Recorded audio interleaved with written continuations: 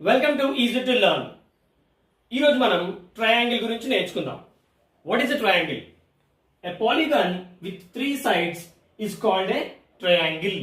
ఒక పాలిగాన్ కి 3 సైడ్స్ ఉంటే దాన్ని ట్రయాంగిల్ అంటాం. So what are the properties of a triangle? Properties అంటే దాని sides, vertices and angles. Sides of a triangle 1, 2, 3 AB, BC, CA. A triangle has 3 sides. Coming to vertices A, B, C. A triangle has 3 vertices. Angles: angle A, angle B, angle C. A triangle has 3 angles. So sum of the angles of a triangle equal to 180 degrees.